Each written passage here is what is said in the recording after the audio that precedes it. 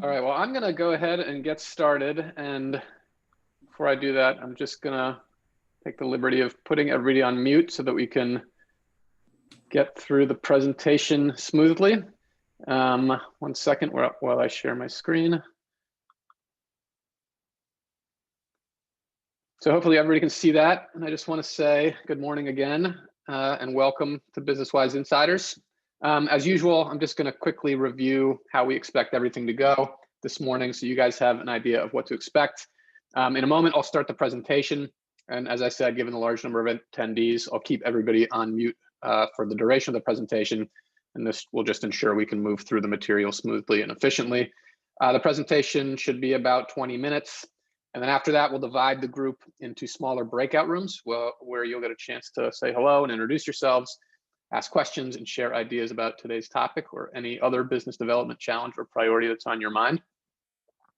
If you do have questions during the presentation, feel free to ask them in the chat window, and we'll try to get to them if we see them, or you can just write them down and then ask them later in the breakout rooms. And then finally, as I have the past couple of sessions, I'm going to periodically put a few poll questions to the group using Zoom's polling feature. It's all totally anonymous and there's no pressure to answer, but it's a great way to get a sense of everyone's thoughts about some of the questions and materials we'll be covering today. And it's something we may touch on later in the breakout sessions. And with that, we're going to dive into the topic. But first, I wanted to launch a poll here if I can.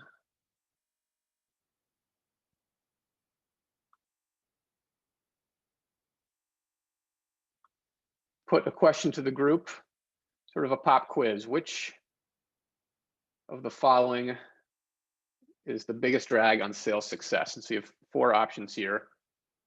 Reps don't spend their time on the right prospects. Prospects are hard to reach. Reps don't know what to say to prospects when they do connect on the phone or over email, or reps don't use the right tools like email prospecting or the right CRM.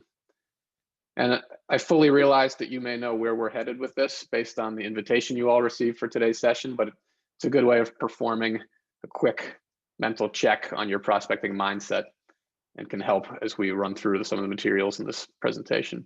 And then again, well, these challenges are all things, obviously, that can hold back your new business development. In our experience, one in particular is make or break, and that's the topic of today's presentation. So I'll give everybody a few more seconds to weigh in.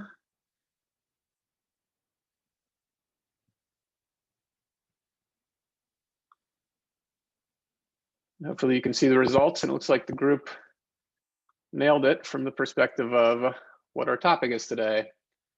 And that's because even if you come up with the perfect solution for reaching your prospects and you know exactly what to say when you do reach them and you have all the best tools in the world, if you're not targeting the right prospects to begin with, you'll never be as successful as you can be if you start with the right list. So the topic is zooming in on your top prospects, 4 steps to your ideal 21 target market.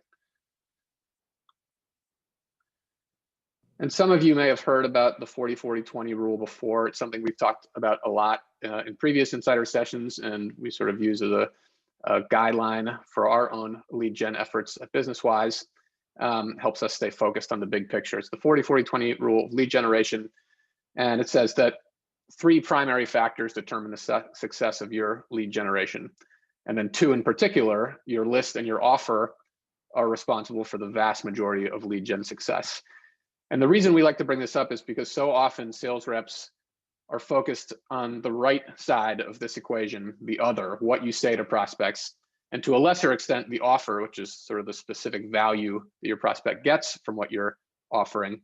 And they kind of forget about the importance of the list, or they overlook how important it is to invest time in crafting a list that's really focused.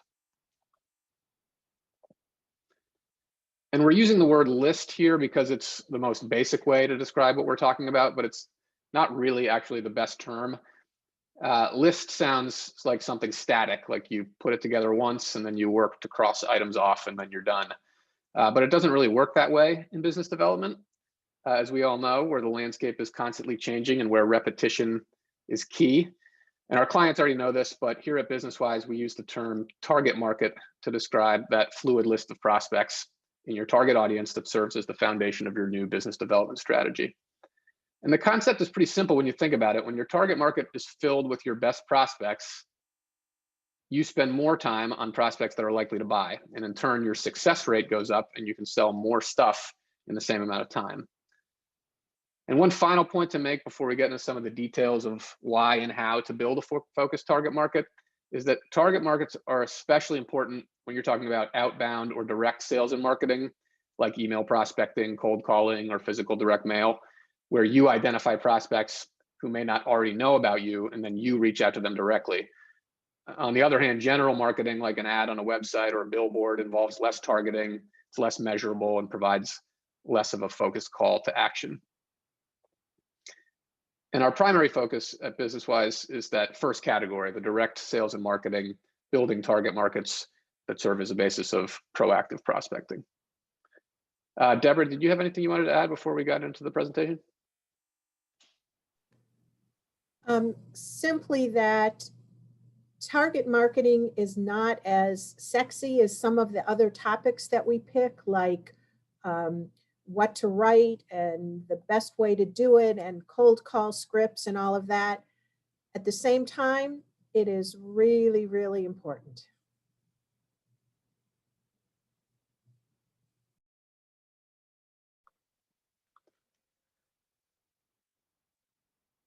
So that brings us to step one in our 4-step process for building a strong, focused target market, and that is to zoom in rather than zoom out.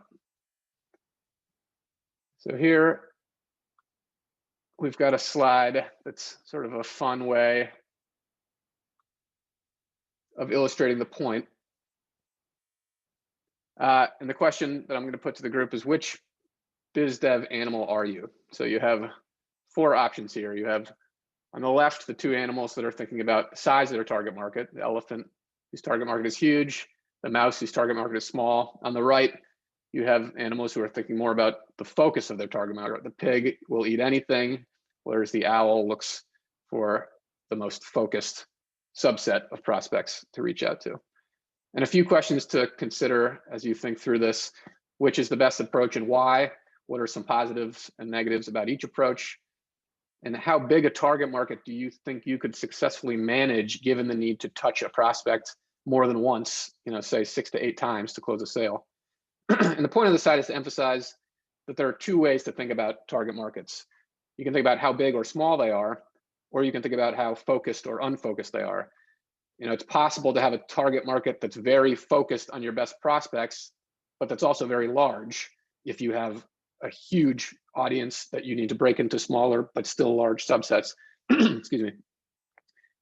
Or you could have a smaller niche market that could stand to be refined even further. It all depends on your specific goals and circumstances.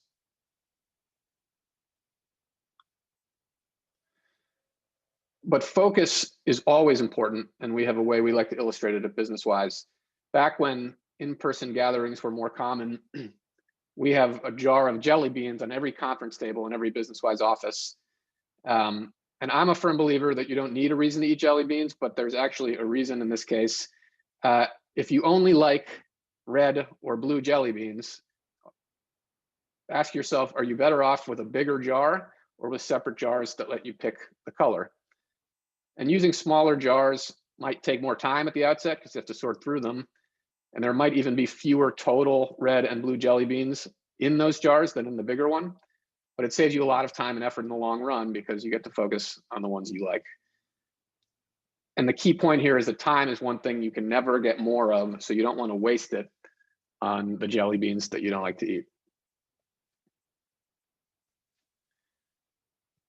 And again, the key points here are to maximize your valuable time, to understand that it's not just about the difference between prospects who might buy from you and prospects who will never buy from you. There's also a difference between a good prospect and a great prospect that can help bring even more focus to your target market. And finally, that the end result of strong leads is more appointments and sales in the same amount of time. And at this point, I just wanted to offer an example of how some of these principles of successful target marketing work to help everyone think through the topic. Regular insiders may recall us talking about automated email prospecting before.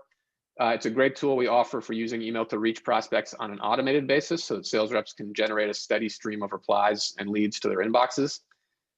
And this slide describes basically how it works. You send a campaign of sequenced emails, here it's messages 1, 2, and 3, gradually to your prospects over time. So every day, a few dozen of message 1 goes out to your prospects, and that kickstarts a sequence where they receive message 2 a few days later and message 3 a few days after that.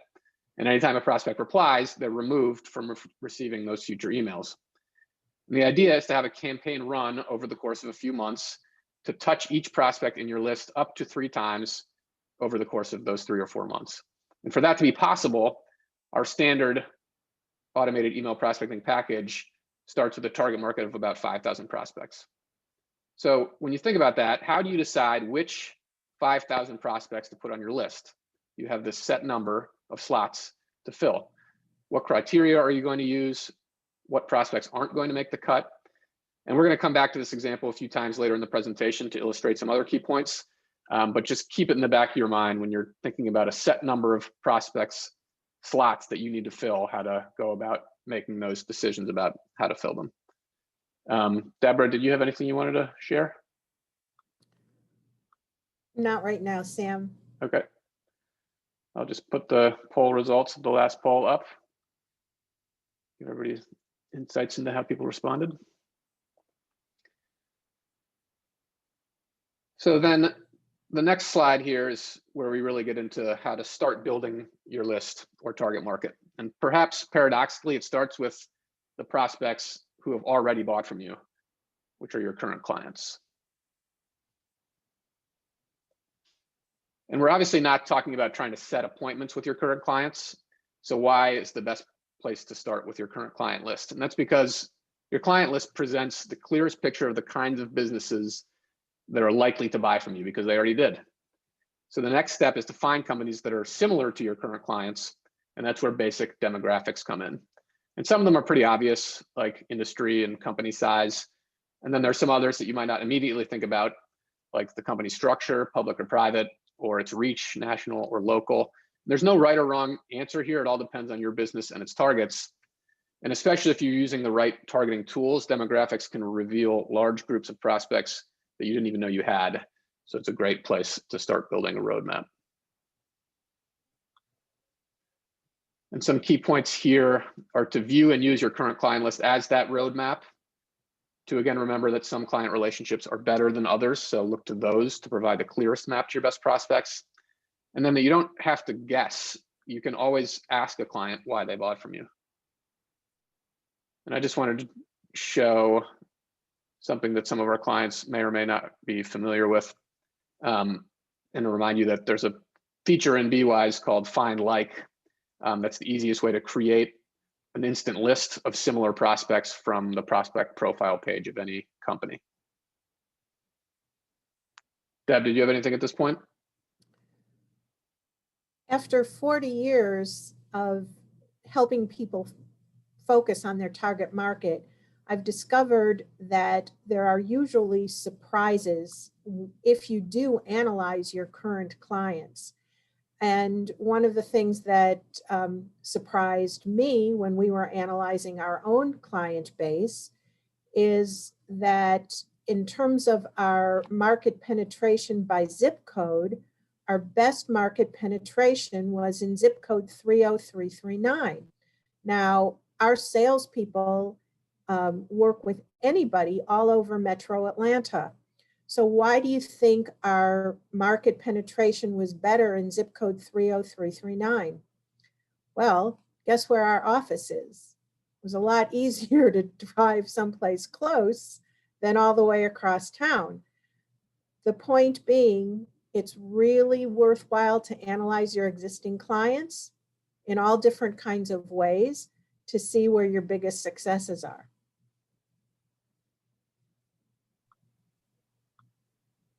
Thanks, Deb.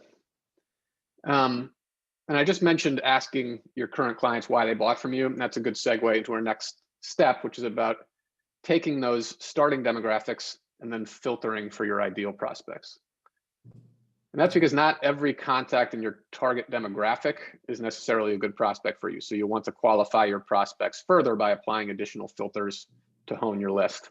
And here you can see how the strength of your list improves the further you refine and qualify. On the left, you have a target market of everyone, which is pretty weak and watered down. Client demographics bring more focus and strength. And then on the right, additional qualifications can make it even more powerful.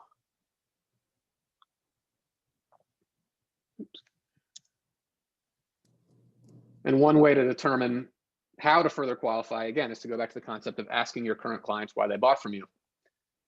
And here are 5 starter questions you could ask to uncover why clients chose to do business with you in the first place. Name 3 problems or challenges you faced that we help you address. How long were you actively looking for a solution? As you considered investing, what was appealing to you about our product or service? What other options available to you? Why did you choose to invest with us rather than our competitors? And was there one thing or moment that made you decide to invest? And these are all different variations on similar questions, but can help uncover different angles of why a prospect bought from you and became a client. And again, identifying these psychographic or intangible details takes work, since you can really only learn by asking, but it has a ton of benefits. Of course, in the context of this presentation, it's great for building more focused target markets, but it also helps you identify what to home in on in your meetings or pitch or on your website homepage, because it really focuses on the pain points that you help people address. And then finally, it's an opportunity to tend to another group of prospects, which are current clients who will decide whether to renew with you. So you can sort of kill 2 birds with 1 stone by reaching out to clients and having these conversations.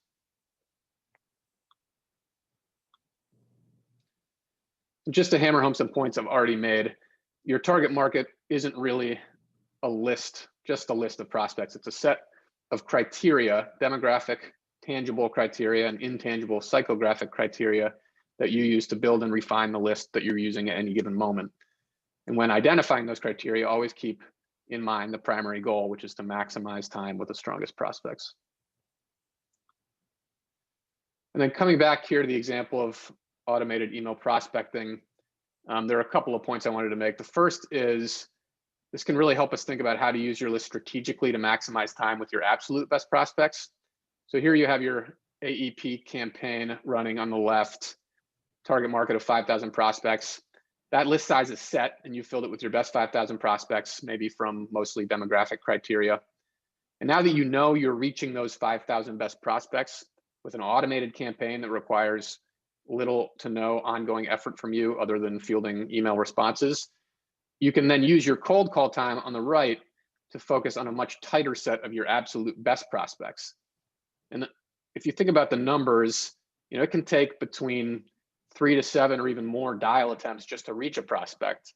So if you're talking about cold calling a list of 5,000 prospects, you're talking about potentially thousands of calls before you reach a majority of them.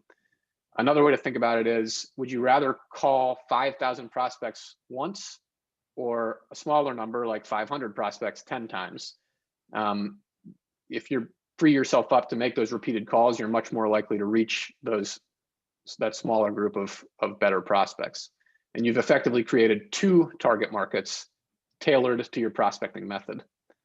And then the second point I wanted to make is about using your target market to then come back and hone your message.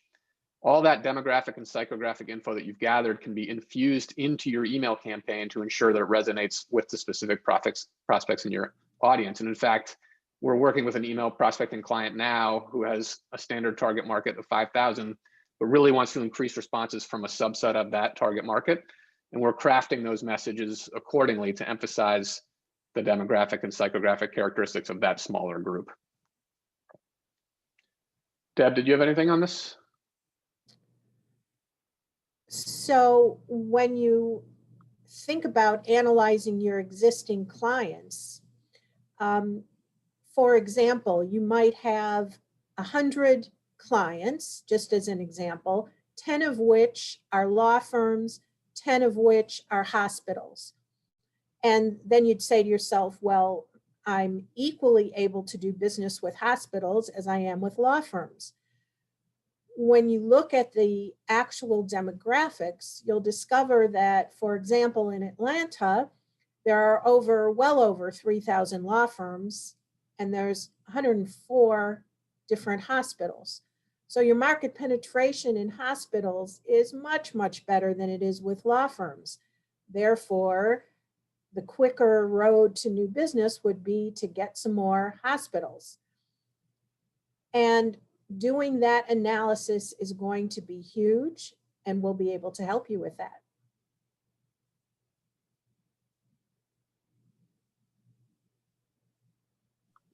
And that brings us to our final step in the process, which is really just an ongoing series of next steps, and that's the need to constantly sharpen your target market and repeat this process. Again, your target market isn't a one-time list. It has a life cycle. Businesses come and go, so even if the criteria don't change, you need to constantly cycle new prospects in and old prospects out. But the criteria can change too, and it should. You'll want to constantly update them based on trends you see or find. That's something that's been especially important this year with how much the economy has shifted in so many ways. But also your client list might change. So constantly go back to your client list when it does change and use those new demographics and new trends to reshape your target market demographically or psychographically. Oftentimes the results of your biz dev efforts will deliver a verdict on the strengths and weaknesses of your target market, especially when the results aren't necessarily what you expected. So anytime there's a surprise, think about why that might be and whether an adjustment to your target market might improve things. And then again, when the economic landscape changes, even for the worse, new markets and opportunities inevitably arise. And then just to return to the example of automated email prospecting one last time. Each campaign, of course, eventually runs its course. So you have the campaign on the left having been finished, and now you have a new campaign to get up and running. Before you launch your next campaign, you have a new target market puzzle to solve. How many new slots do you have to fill? Slots left behind by prospects who hopefully became clients, but maybe some replied and you're in conversations with them or unsubscribed, etc. Did the results match expectations? If not, should you go back and make some adjustments to your criteria? And then again, any changes to the landscape? Are there new firms or new markets and opportunities? So you can see how this example forces you to think about your target market on a regular basis and why it's so important to keep all of these steps at the front of your mind. Deb, did you have anything to close it out? I look forward to talking with everybody a little more specifically in our breakout groups. So we'll do more talking then. Great. Yeah. So in just a minute, we're going to split up into our breakout sessions. We will have a couple of our own experts from Atlanta, Dallas, Fort Worth, and Charlotte in each room to help lead the discussion and answer any questions. You will be able to unmute yourself once you're in the breakout sessions, but if you could please just wait a moment to let our wise guys introduce themselves and start the discussion, that would be great. And then one final thing, I'm going to insert a link to our prospect finder, which is essentially a target market builder in the chat window now. So anybody who's not a client who would like to